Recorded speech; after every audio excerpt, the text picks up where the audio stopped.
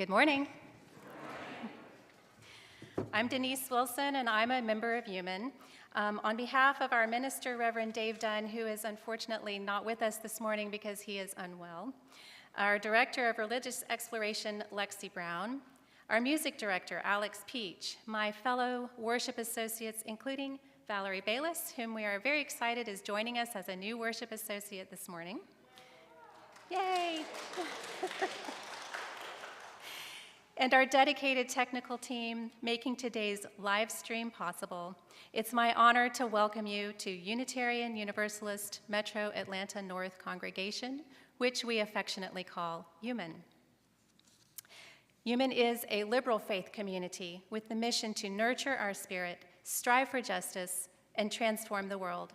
No matter who you are, whom you love, where you are on your spiritual journey, you are welcome here.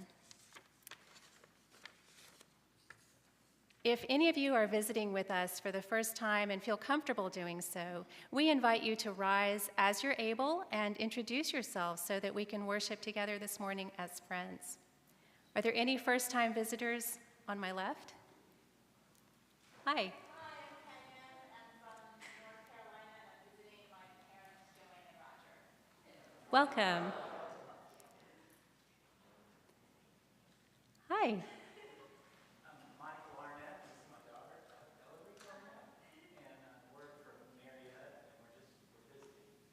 Welcome. Any others on my left?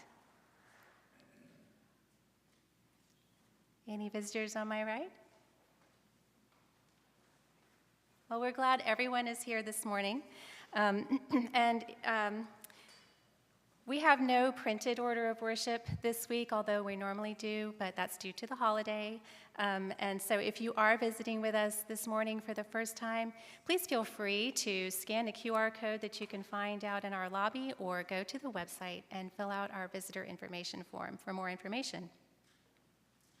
Before we get started, we have a few announcements. All ages are welcome in service. We do have a fidget shelf in the corner for children of all ages. Due to the holiday, we are not having children's RE this week, except for senior youth who will be meeting in Discovery Hall. We will have adult second hour offerings downstairs in Fellowship Hall beginning at 11:15.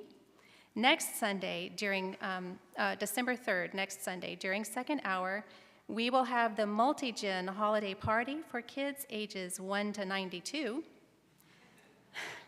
with a special appearance from Turnip, the grumpy balloon twisting elf. Yeah, so the holiday pageant is coming up Saturday, December 23rd at 4 p.m. So please be sure to sign up to participate. And our candlelight service will also be happening on the 23rd at 7 p.m. And now, let us greet one another with the hand or elbow of friendship.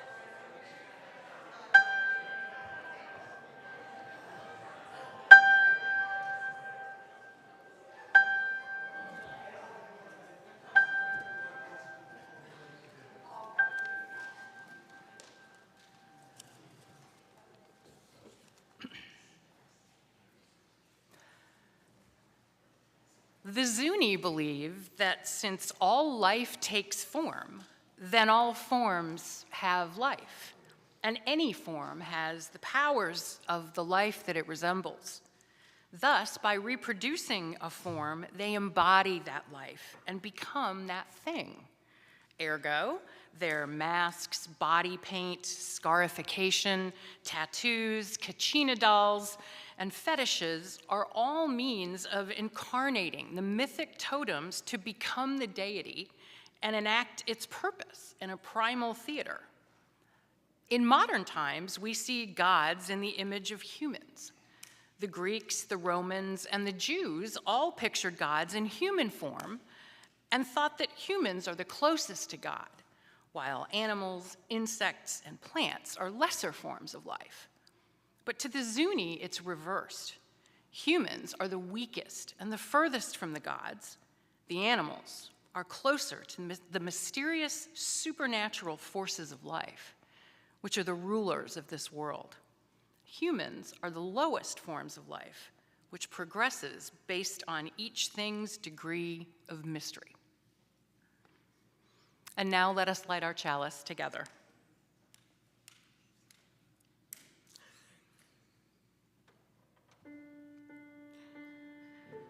We are a people of memory. As inheritors of our ancestors' legacies, we hold their stories tenderly, gleaning wisdom from diverse journeys, united in hope for the future. Guide us to trust in love as we kindle this flame together.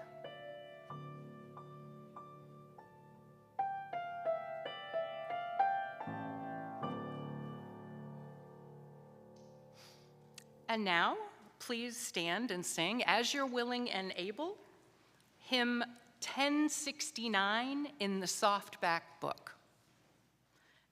Alex will play it through one time first. Let's do it 2 times since it's so short this morning.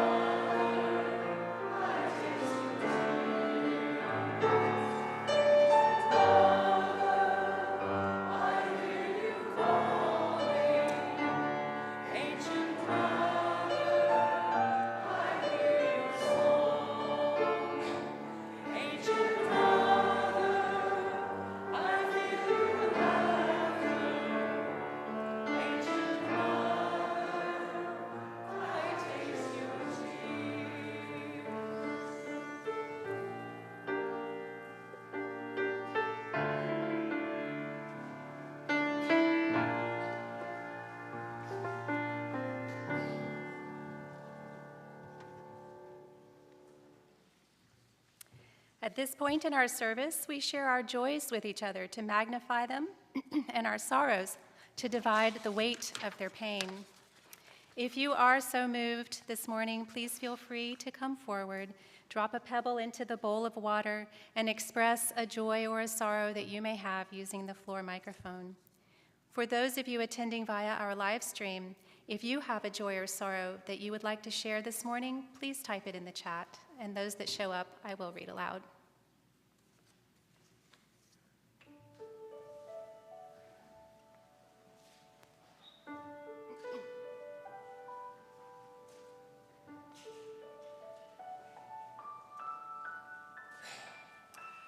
My name is Shelley, and I have, in the recent past, expressed a concern both for my granddaughter, who is a teenager, and her dad, my son, him for his health, and her because she was really struggling with some mean girl issues and developed depression and really had a hard time. And I just spent 3 days with them, and his health is good, and she was smiling the whole time. So it was a wonderful 3 days.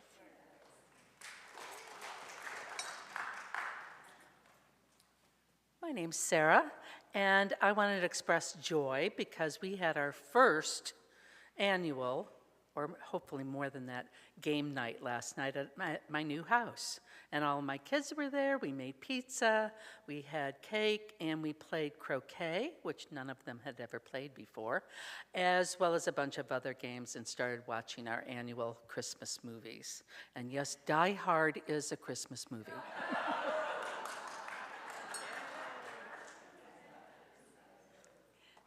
Good morning. My name is Jennifer Ratcliffe. I am here to say thank you to everybody that has reached out to Gus, my husband, who's in the hospital for a couple of days. He's feeling better, so just keep him in your thoughts until we figure out what's causing his pancreatitis. Thank you.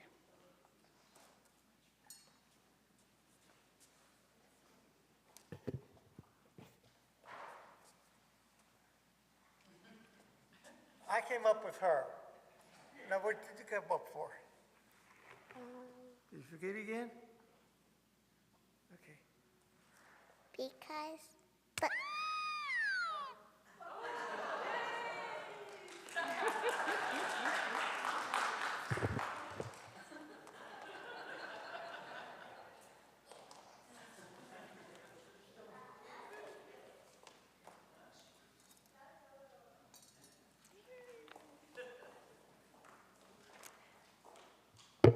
And now I'll drop one final pebble for all those joys and sorrows still too tender to escape our hearts.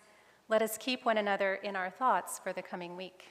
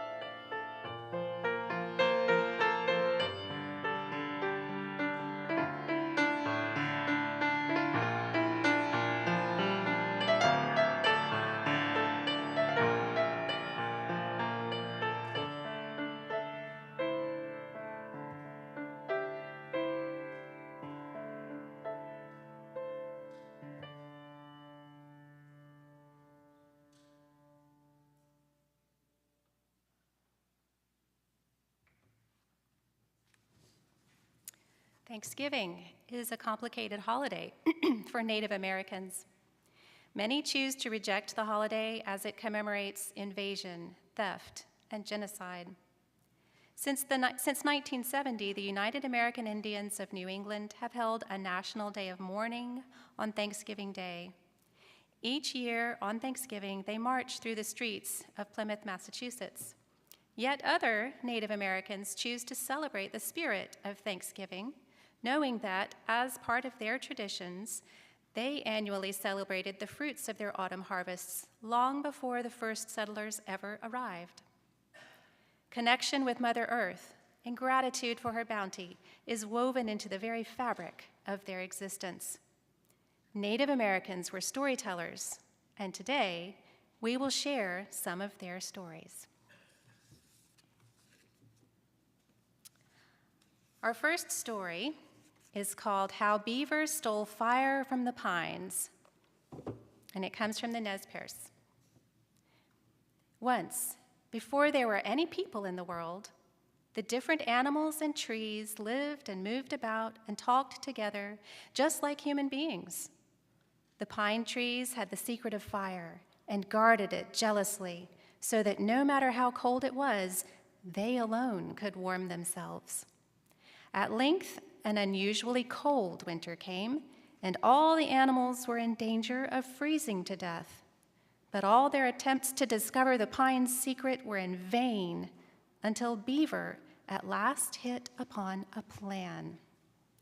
At a certain place on Grande Ronde River in Idaho, the pines were about to hold a great council. They had built a large fire to warm themselves after bathing in the icy water, and sentinels were posted to prevent intruders from stealing their fire secret. But Beaver had hidden under the bank, near the fire, before the sentries had taken their places, and when a live coal rolled down the bank, he seized it, hid it in his breast, and ran away as fast as he could. The pines immediately raised a hue and cry and started after him. Whenever he was hard-pressed, Beaver darted from side to side to dodge his pursuers, and when he had a good start, he kept a straight course. The Grande Ronde River preserves the direction Beaver took in his flight, and this is why it is tortuous in some parts of its course and straight in others. After running for a long time, the pines grew tired, so most of them halted in a body on the riverbanks, where they remain in great numbers to this day, forming a growth so dense that hunters can hardly get through. A few pines kept chasing Beaver, but finally they gave out one after another, and they remained scattered at intervals along the banks of the river in the places where they stopped. There was one cedar running in the forefront of the pines, and although he despaired of capturing Beaver, he said to the few trees who were still in the trace, "We can't catch him, but I'll go to the top of the hill yonder and see how far ahead he is." So he ran to the top of the hill and saw Beaver just diving into Big Snake River, where the Grande Ronde enters it. Further pursuit was out of the question. The cedar stood and watched Beaver dart across Big Snake River and give fire to some willows on the opposite bank, and recross further on and give fire to the birches, and so on to several other kinds of trees. Since then, all who have wanted fire have got it from these particular trees, because they have fire in them and give it up readily when their wood is rubbed together in the ancient way. Cedar still stands alone on the top of the hill where he stopped, near the junction of Grande Ronde and Big Snake Rivers. He is very old, so old that his top is dead, but he still stands as a testament to the story's truth. That the chase was a very long one is shown by the fact that there are no cedars within 100 miles upstream from him. The old people point him out to the children as they pass by. "See," they say, "here is old Cedar standing in the very spot where he stopped chasing Beaver."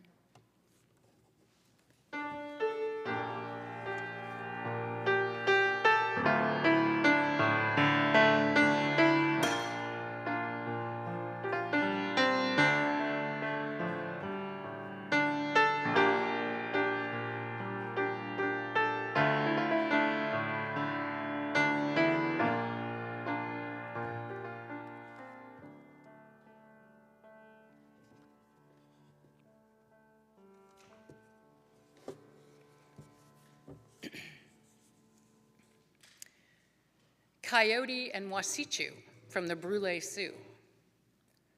There was a white man who was such a sharp trader that nobody ever got the best of him, or so people said, until one day a man told this Wasichu, "There's somebody who can out-cheat you anytime, anywhere." "That's not possible," said the Wasichu. "I've had a trading post for many years, and I've cheated all the Indians around here." "Even so, Coyote can beat you in any deal." "Let's see whether he can. Where is Coyote?" "Over there, that tricky-looking guy." "Okay, all right, I'll try him." The Wasichu trader went over to Coyote. "Hey, let's see you outsmart me." "I'm sorry," said Coyote. "I'd like to help you out, but I can't do it without my cheating medicine." "Cheating medicine? Go get it." "I live miles from here, and I'm on foot. But if you lend me your fast horse?" "Well, all right, you can borrow it. Go home and get your cheating medicine." "Well, friend, I'm a poor rider. Your horse is afraid of me, and I'm afraid of him. Lend me your clothes. Then your horse will think that I'm you." "Well, all right. Here are my clothes. Now you can ride him. Go get that medicine. I'm sure I can beat it." So Coyote rode off with the Wasichu's fast horse and his fine clothes, while the Wasichu stood there bare-assed.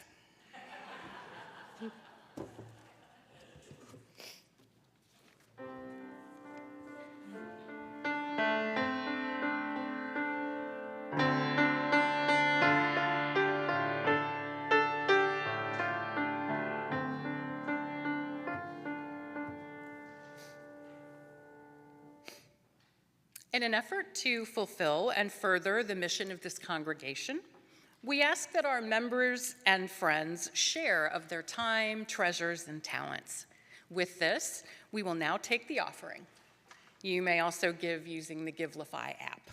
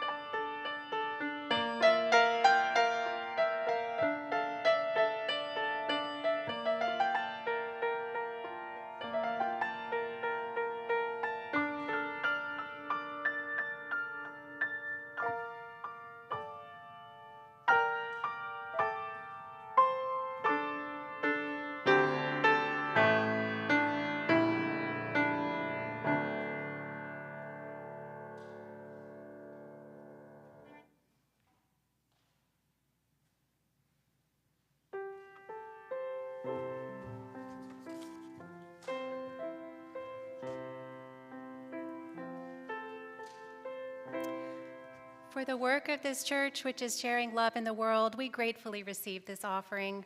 Thank you.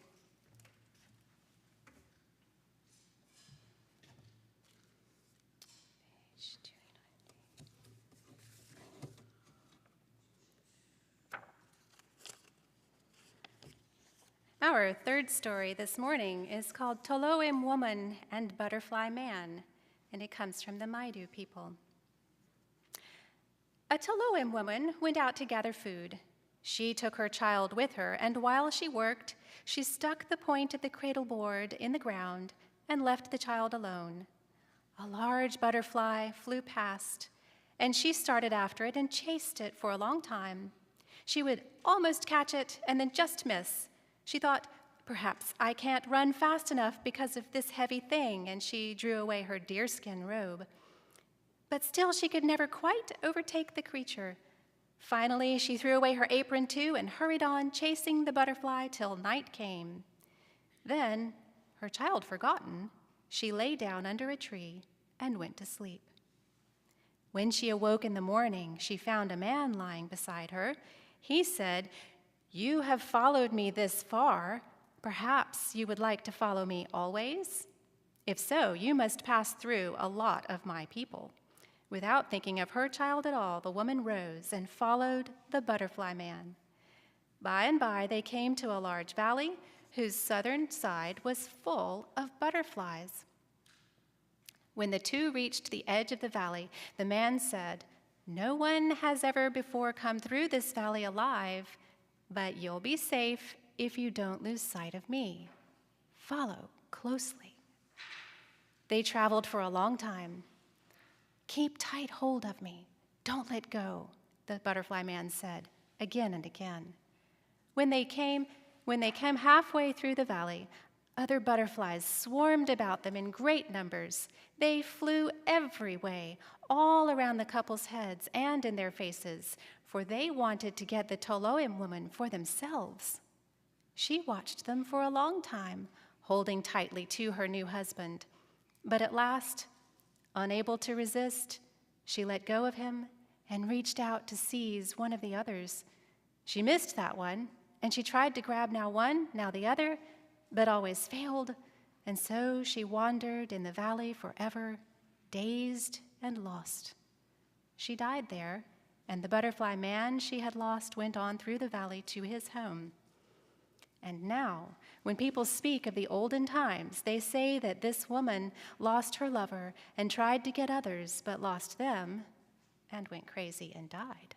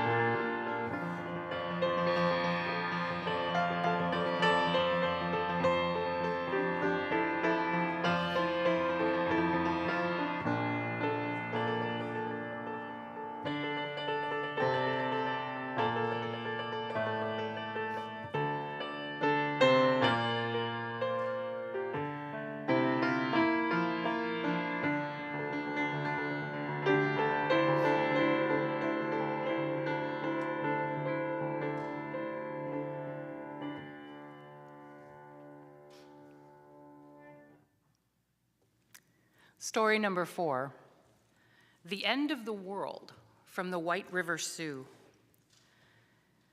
Somewhere at a place where the prairie and the Makasika, the Badlands, meet, there's a hidden cave.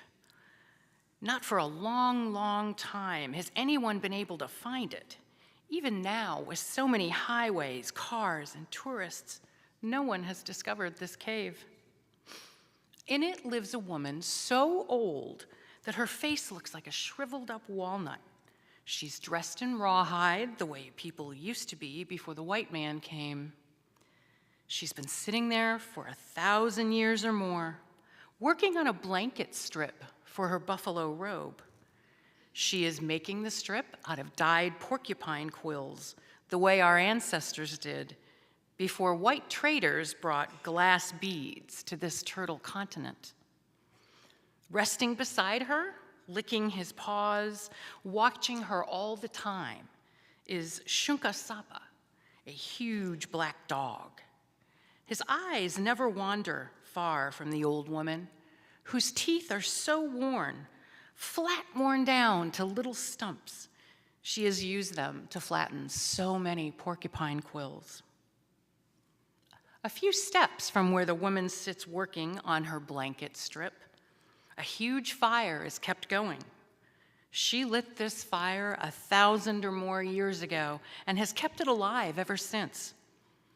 Over the fire hangs a big earthen pot, the kind some Indian peoples used to make before the white man came with his kettles of iron. Inside the big pot, wojapi is boiling and bubbling. Wojapi is a berry soup, good and sweet and red. That soup has been boiling in the pot for a long time, ever since the fire was lit. Every now and then, the old woman gets up to stir the wojapi in the huge earthen pot.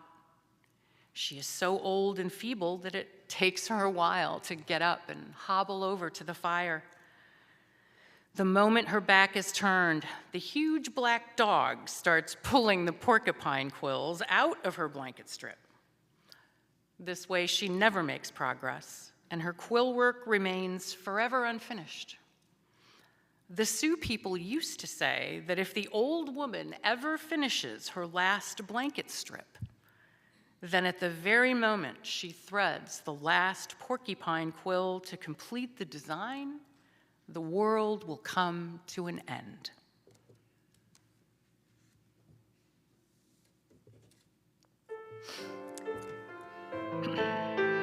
And now, as you are able, please stand to sing hymn number 1066 in the softback book, O Brother Sun. Alex will play it through one time first.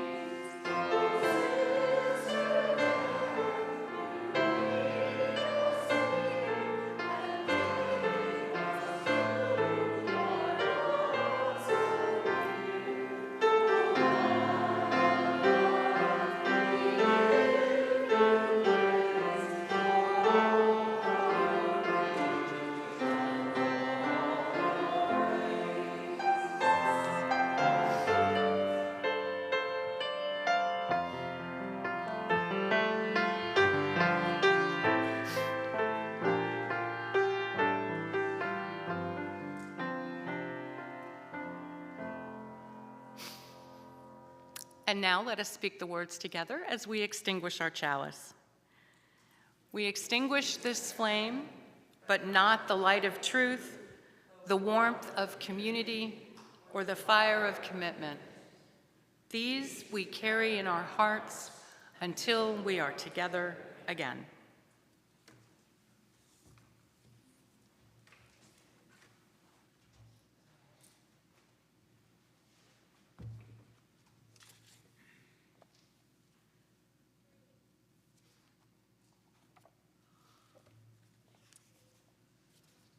Our benediction this morning is one final story called The Dogs Hold an Election from the Brûlé Sioux.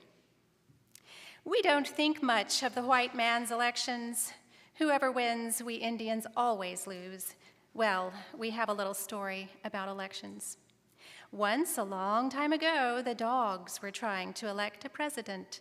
So one of them got up in the big dog convention and said, "I nominate the bulldog for president. He's strong, he can fight." "But he can't run," said another dog. "What good is a fighter who can't run? He won't catch anybody." Then another dog got up and said, "I nominate the greyhound because he sure can run."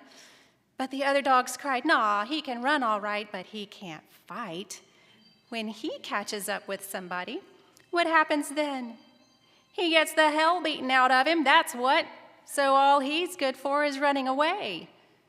Then an ugly little mutt jumped up and said, "I nominate that dog for president who smells good underneath his tail."